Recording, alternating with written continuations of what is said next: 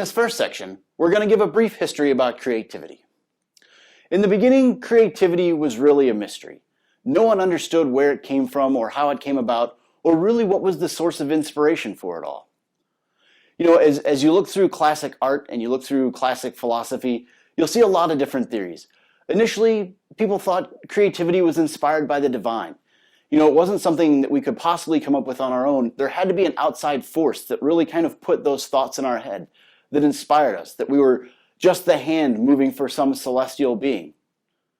Moving on, if you look at Greek and Roman culture, you see the muses. So once again, humans weren't possibly capable of creativity. Something had to be inspiring us or motivating us. It wasn't until the Renaissance when we really started to look at causes. What made one person more creative than the other?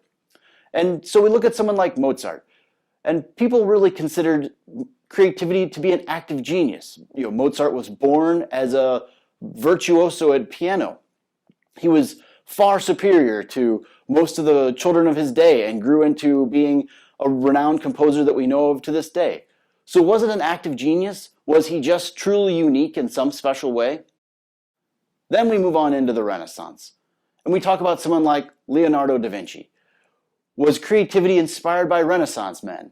You know, Leonardo and his peers, they learned all about mathematics and physics and chemistry and physiology and countless subjects. Was that the source of their genius? Was that the source of their creativity? Was it a vast wealth of knowledge upon which we could tap?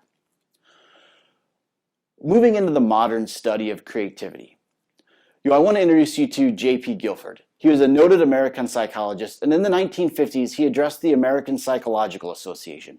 And he was really focused on education. But he stood up and he challenged these psychologists.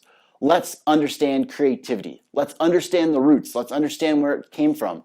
No one had ever really explored the concept of creativity to see what really inspired people to be creative and what differentiated creative people from people who appeared not to be quite as creative. And that's really where the modern study of creativity got focused. And coming out of that lesson, we focused on, initially creativity was a single thing. And that was really what people went out to study. They went out to study creativity. What they discovered when they looked at creativity was that there were really two different fields within the thought of creativity. It wasn't just a singular subject matter. First, there was eminence. Eminence is those once in a generation, once in two generations, just brilliant people, the Stephen Hawkings of the world, the Isaac Newtons, that took a subject matter, that took an art form or a science and pushed it in a dramatic jump forward. Someone that was just a brilliant mind that advanced a subject matter in the way no one had ever thought of before. But when they really went and studied it, what they noticed was that in between these great leaps forward, there were a lot of little steps forward. So there were people who were refining chemical formulas or noticing things in the scientific world that weren't these magnificent jumps, but advanced the subject matter a little bit every single day until that person could come along and make that eminent jump forward. So creativity really isn't just a single subject matter. It's actually two distinct subject matters: the creativity of eminence and the creativity of everyday growth. And that's really what we're going to focus on in this class, is the creativity of everyday growth. If you're an eminent creative genius, you probably don't need my help. But if you're looking to make those everyday incremental improvements, I hope we can work together. I want to introduce you to Mihai Csikszentmihalyi. In 2009, he described creativity as an act or an idea or a product that changes an existing domain or transforms an existing domain into a new one. And that's a very generalized description of creativity. And that's really what we want to focus on. Creativity doesn't have to be sculpting a statue, painting a picture, writing the great American novel, developing a whole new scientific theory that no one's ever thought of before. It can be subtle changes. It can be subtle improvements, and it can be those small steps, those everyday creative steps, instead of those eminent leaps forward. And that's really what I want to focus on, because so many people are intimidated by the concept of creativity because they're afraid that they have to be that eminent creative genius. And that's really not the truth. You can make those small improvements that will make such a tremendous difference and potentially set up that eminent genius to make that great leap forward. So we want to define the creative process. So in 1926, a man named Wallace came up with a 4-step process. It was preparation, incubation, illumination, and verification. So preparation is to go out and see what's out there, to explore, to learn, to identify a gap or an opportunity for that creative advancement. And then incubation is to go away and think about it.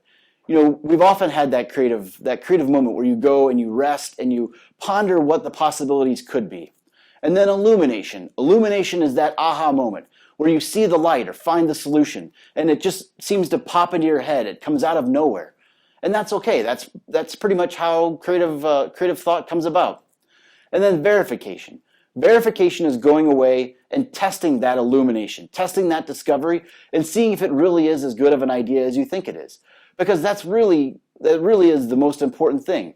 If you have the most creative idea in the world, but you can't verify that it's the truth or you can't verify any support for it, you're going to have trouble communicating those ideas to other people.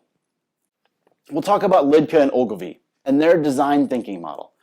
It's divided into 4 sections: what is, what if, what wows, and what works. And what is going out and examining what exists. Go out and look at the marketplace. Go out and look at the field and see what's there. And then look for gaps. What if? Think about places that there are opportunities, things that are being missed, opportunities for growth. And then what wows? Look for those ideas that blow your mind, those things that you can't believe don't exist, those missed opportunities by other people. And then finally, what works? Look for those ideas that are not only amazing, but are practically applicable. So things that you can take and apply and people are interested in and they want to buy. Those sellable ideas that not only will they amaze people, but people will be interested in participating in.